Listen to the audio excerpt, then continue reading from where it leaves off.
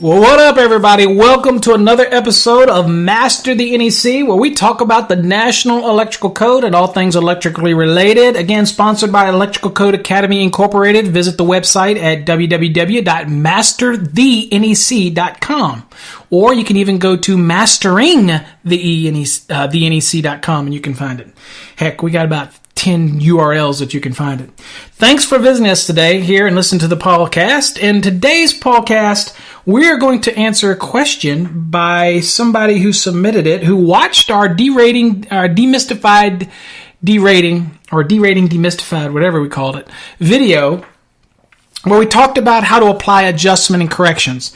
And Derek, who is a avid listener, sent me an email. And by the way, thanks for the emails I get. I get hundreds of emails a week from apprentices, electricians all over the country who listen to the videos and the podcasts and all that say they're really beneficial to them. And, I appreciate it. Again, I don't know it all, but I try to do what I can to help people understand and learn the National Electrical Code. I learn something new every day. So I like to share things with people. And that's why I do it. And, again, majority of the stuff I do costs absolutely nothing. It's free.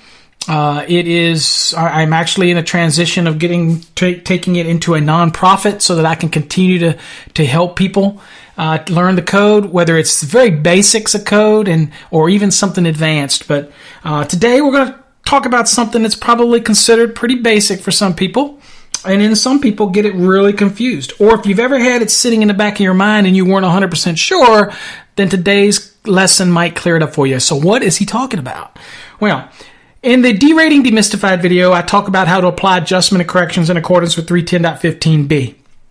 And of course, you have these various tables for corrections under 310.15b2a and adjustments 310.15b3a based on the ambient temperature or the number of current carrying conductors in a raceway or cable or indirect burial of earth or whatnot. So all of those things are going to pull ampacity values from 310.15b16, which I should try to tell you that hopefully in the 2020 NEC, it's going to go back to 310.16 if that doesn't blow your mind. We're going to go all the way back to the old method of numbering because it aligns better with the style manual and whatnot. So anyway, excited about that because I believe that 310 is going to be totally rewritten and it should be a little easier to understand in the next cycle, provided everybody votes for it and we approve it. And now will they maybe forget something or leave something out? Who knows? But it's a step in the right direction, maybe, because 310 can be quite confusing for people. So anything, and also they're moving the medium voltage out of 310 and making its own article 311,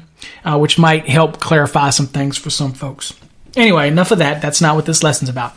So today's lesson, we're going to talk about 110.14 C1A and C1B.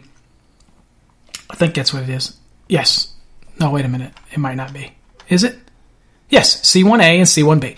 We're going to talk about terminal provisions and some of the things that you have to keep in mind. Now, when you're doing adjustment and corrections, it's assumed by now that you understand 110.14 is always your starting point because the terminal limitations are your weakest thing.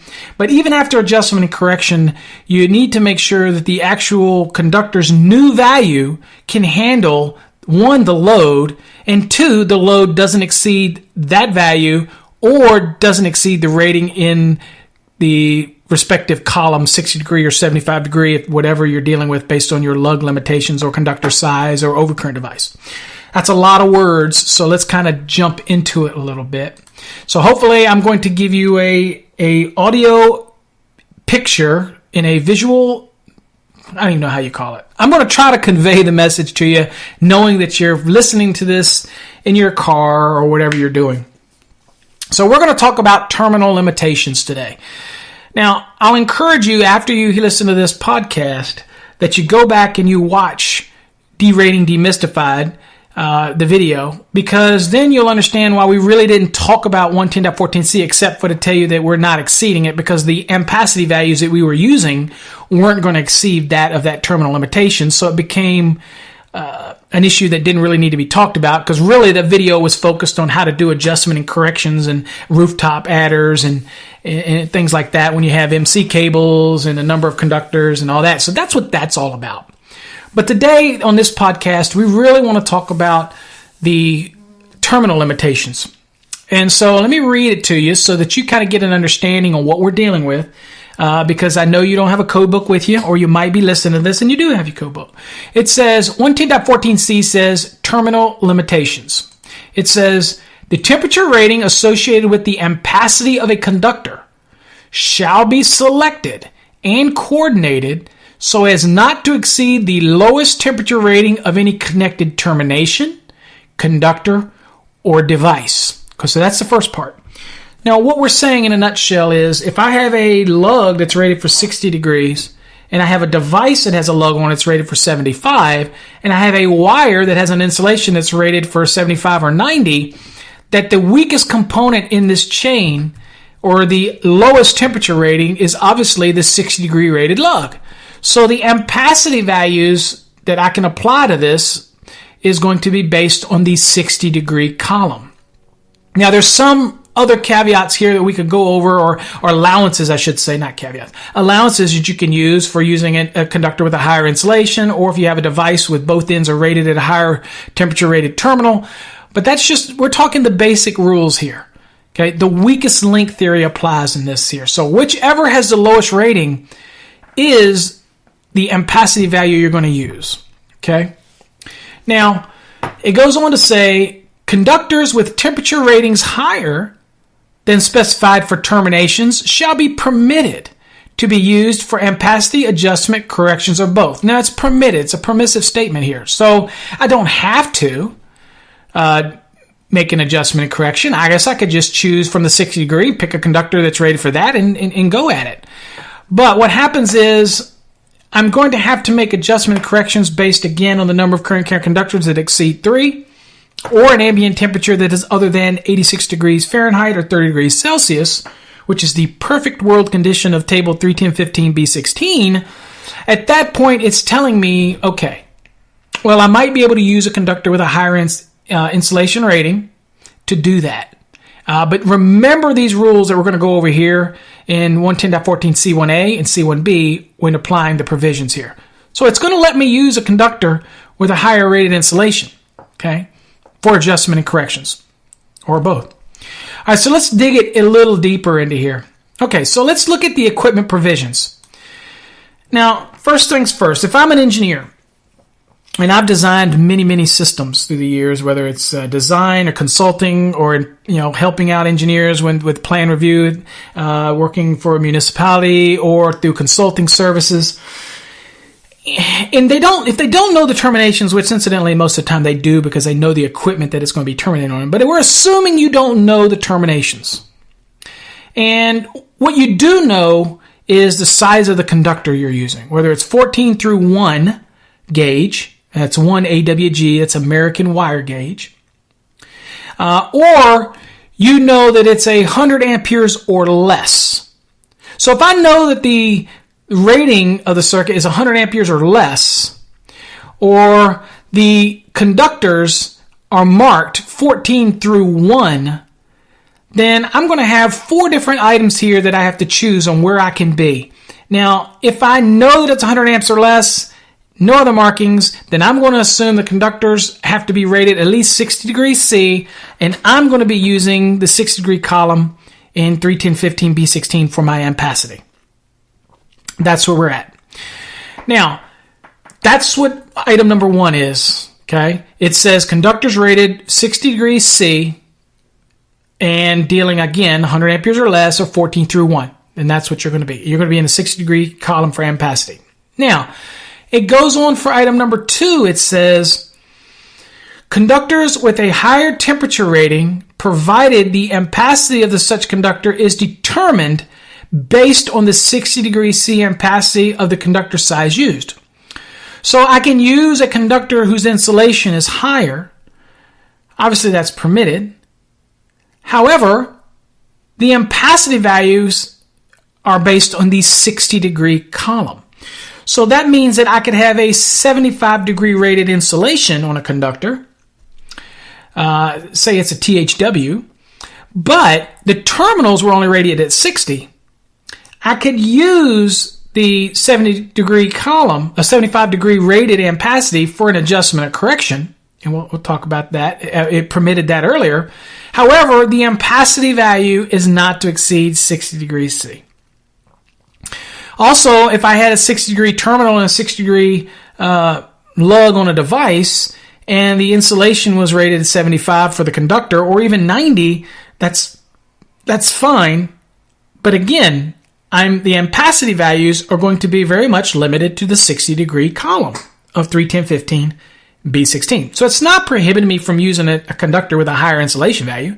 It's just going to restrict me to be able to use the higher ampacity value for that conductor. Okay. Then you move on to item number 3. And again, we're talking about circuits that are 100 amps or less, or the conductors are marked 14 through 1 gauge. 14 through 1. Okay. Now, item number 3 says, okay, well, what about if I have conductors with a higher temperature rating if the equipment is listed and identified for use with such conductors? If that's the case, it's saying, look, ignore what we just said, 100 amps or less, or 14 through 1 gauge. If the conductors are rated higher, say a 75-degree rated terminal, 75 or higher rated insulation, and a 75-degree rated lug, then I'm going to be held to the 75-degree termination limitation, because that's what we're dealing with here. So I could use a conductor with a higher temperature rating, as long as everything in the equation works out. If any one of those components are rated for 60, then I am going to be locked into that weakest link kind of concept, and I'm going to be limited to the 60 degree. Now, I can adjust and correct from the higher insulation value, but at the end of the day, all I'm doing at that point is to make sure that after I do those adjustment and corrections, will the conductor still handle my load, and my load doesn't exceed the value in that 60 degree column. That's what we're doing here. Okay. Now that load, that adjusted value or corrected value might exceed theoretically higher than the 60 degree column, but that mythical value that's higher than what's in the 60 degree column, you can't use. That's just letting you know, well, the conductor's still good for what you want to do, but you're still going to be limited to the 60 degree column. Okay. So that's why it's so important to pick your load first based on your terminal limitation. Say, go to the 60 degree column first and select the conductor that you need to do the load. Okay. Then you can use the higher insulation values to apply your adjustment corrections to make sure that you now still have a conductor that can actually handle this load. And if it can't, then and only then will you jump to a larger conductor. Okay. All right. So that's what we're doing there. Now, item number 4, it's for motors. So for motors marked with the design letter B, C, or D, and this will be marked on the nameplate of the motor. It says conductors having an insulation rating of 75 degrees C or higher shall be permitted to be used, provided that the ampacity of such conductors should not exceed 75 degrees C. And the reason for this is that most all terminals on motors are rated for 75 degrees C. Okay, so you're going to use 75 degree rated insulation, and you're going to use a 75 degree column for your ampacities, and that's what you're going to do. Now, incidentally, if the insulation was rated for 90, then you can use the 90 degree for adjustment and correction, but again, the ampacities can't exceed the values in the 75 degree C column. Okay, you might again do an adjustment to make sure I still have a conductor that can handle the load after those adjustments or corrections, but again, I'm going to reiterate, you'll still be held to the terminal limitation. And that's why you want to start there first and pick your conductor first before you do anything else. Okay, so the next one is B. Let's talk about B. Now, B is for termination provisions of equipment for circuits rated over 100 amperes. Okay, anything over 100 amperes, that rating. Okay, now again, example of that would be a 110, 125 rated circuits, things like that. Anything that's over 100. Or, and there's an or in there, if you don't know the rating, but you know the conductor sizes, and the conductors are larger than 1 AWG, so that's 1 aught and larger. So if you're larger than 1, then you have 2 different rules here that apply. And I'll tell you number 2 kind of groups together the same as you get in item 2 in 3 in 110.14C1A for 60 ampere applications. So it kind of groups them together a little bit. So let's look at each one of these. So first off, if it's a circuit that I'm dealing with and it's 100 ampere, or it's over 100 amperes, then I'm going to assume 75 degree column right off the bat. And I'm going to assume that I need conductors that are rated for 75 degrees C for that application, right? And the second one, and that's the conductors are rated for 75 degrees C. Now, the second one says conductors with a higher temperature rating, and again, higher would be 90, higher than 75, provided the ampacity of such conductors does not exceed the 75 degrees C. Again, we're using a higher value for adjustment and correction, but we're not going to exceed that of the 75 degrees C column. Okay. Other conductors shall be used or up to their ampacity if the equipment is listed and identified for use with such conductors. Okay, so that kind of kicks us into if it's 90 degree rated insulation, the terminals are rated for 90, then you can use it at 90. But other than that, everything else is going to be, rated for 75 degree in that application. All right, and notice you don't have the motor equation here because we already stated that motors typically come default with 75 degree lugs. Again, that should be the standard, but remember, as an electrician, part of your skill is to verify that. Look at it. Make sure that is true. Make sure the lugs are rated at 75. Should be pretty standard, but you know what? Who knows if somebody changed out something or whatnot, so that's part of, that's why the electricians have, that's why we get the big bucks, right? That's right. Okay, so we kind of got the premise here, the understanding. Let's do a practical calculation kind of in our head here. And I say in our head because, again, you're listening to a podcast, and it's very hard to do this. I could probably do a video on this. But again, I think Derating Demystified kind of explains most of these concepts. I just wanted to cover the 110.14C limitation aspect of it. And so I'm going to give you a real practical example here. And we're going to keep it very basic. Let's say that I have calculated out and I have a load and I need 215 ampere. I need a conductor that can hold 215 amperes. And my terminals are listed at 75 degrees C, both ends, so no confusion there. Obviously, it's over 100 amperes, so that I would automatically be defaulting into the 75 degrees C column. Now, the conductor insulation we're going to use a typical insulation. That would be THHN. Again, mostly THHN is usually dual rated, THHN/THWN-2. And so I'm choosing that conductor. And so I need a conductor that's going to be good for 215 amperes. So I know my terminal limitations are 75 degrees C. Before I do anything, I'm going to pick a conductor based on my terminal limitations. So I go to 31015B16. I know that I'm dealing with 75 degree terminations. So I'm going to go down 75 degree column, and I need a conductor that can handle 215 amperes. Well, let's see. A 3/0 copper can handle 200. Now, that's not going to work. I need 215. But a 4/0 copper can handle 230. Okay, so good. So can a 230 amp rated conductor handle 215 amps? Well, I'm hoping your answer is yes, because it can.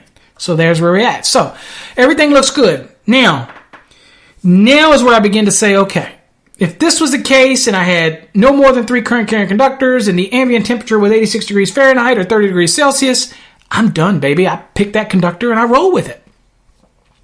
But let's kind of keep it simple because I don't want to drag this into another Derating Demystified audio because, I did that for 2 hours, and you can go watch that video on our website. I need 215 amperes. That's what my actual load is after I've done everything.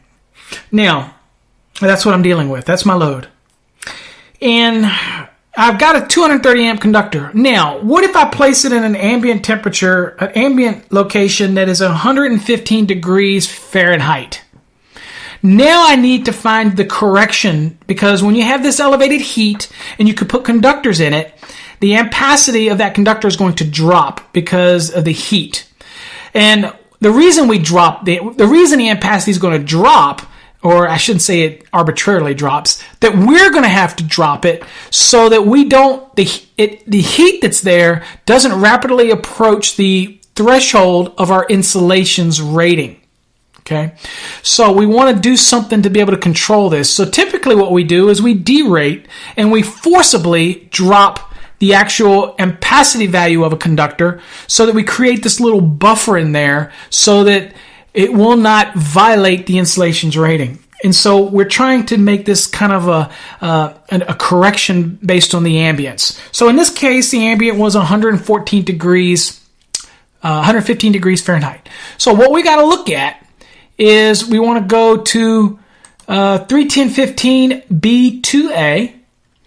And since we're dealing with THHN on this table, we need to go to the 90-degree column because that's what our insulation is on our conductor. And we come down to where it's even with the, let's say, actually let's change it. Let's make it 113 degrees. It's just easier. 113 degrees Fahrenheit. All right. So that gives us a 0.87 or an 87% reduction of the ampacity of that conductor. Now, since we're actually doing a correction, the code allows us, as we saw in 110.14C1 or C, it also allowed us in 310.15 to do an adjustment and correction from the 90-degree column of ampacities. So we know that we have a correction of 0.87 based on 113 degrees Fahrenheit. And again, I changed it from 115 to 113, just a little easier. Probably not easier, but it works out better, so we'll do it that way. All right, so at that point, let's go back up to our table, 31015B16. And we need to do some math here. So we had a 215 amps is what we needed, and we have a correction of 0.87. Now, since we're going to be using the 90, I want to use division first. And we'll use the multiplications with the code set, but we're going to divide first in order to be able to jump us up to kind of get us in the right conductor size under the 90-degree column. So I'm going to take 215, and I'm going to divide that by 0.87. Okay? So we take 215 divided by 0.87, and that tells me that I need to select a conductor in the 90-degree column that is good for 247.12 amps. And actually, I'm going to round that up to 247.13. So I at least need a conductor that can handle 247.13 amperes, okay, to do my little calculation. So now I started in the 4-aught, which is good for 230. So then I go to the 90-degree column because it says THHN, and that's allowed under that table. So it says that 4-aught is good for 260 amperes at 90 degrees C. Right? Okay. So now, I've already selected the conductor I need, which is a 4-aught, and a 230 amps at 75 can handle my load. That's the conductor I start out with. Now, I need to make sure that after I apply this correction, do I still have a conductor that is good enough to handle the actual load itself? Or is it also going to reduce that 230 any lower, okay, in our application? Because I still need to handle this load. Okay, so first thing is first, we know that the load is not exceeding the 75-degree column. It is not exceeding the 4-aught because that's good for 230 amperes. So now I take that 260 under the 90-degree column and I multiply it times 0.87. And that tells me I have a conductor that's good for 226.2 amps after an adjustment and correction. Okay? You see how I did that? So I took 260 and I multiplied it by 0.87. It's good for 226.2 amperes. Now, can a conductor that's good for 226.2 amperes handle 215 amperes? And the answer is yes. So, the conductor that we would use would still be acceptable in the 4-aught copper. We're still fine. We still have a conductor that can actually handle the load, and we're not exceeding the rating of the 75-degree column. Okay? So that's how we apply it. All right, so let me get back to me here. So that's basically the gist of how we apply it. So the easiest way to do it is select your conductor first based on your terminal limitations. And if you're an engineer, let's do a summary. If there's nothing marked, I don't know anything about the terminals. I don't know anything about anything. All I know is that a conductor's insulation is going to be at least 60 degrees, and the ampacity values are going to be based on the 6-degree column if the conductors are 14 through 1 gauge, or the size of the circuit is 100 amps or less. Then I know that I'm going to be in the 60 degree. All right. If I know that the lugs are rated for 75 in both ends, and I use a conductor that's rated for 75 degrees insulation or higher, then I can use the 75 degree for that application, even in those 14 through 1 or 100 amps or less, because of the allowances in 110.14C1A. Okay. Now, with that same thing said, now, what if I'm dealing with an application where I do know the terminals, the load, the actual conductors are 1/0 and larger? Then I know that I'm going to be in this 75 degree C column, and I'm going to have conductors that are rated for 75 degrees C.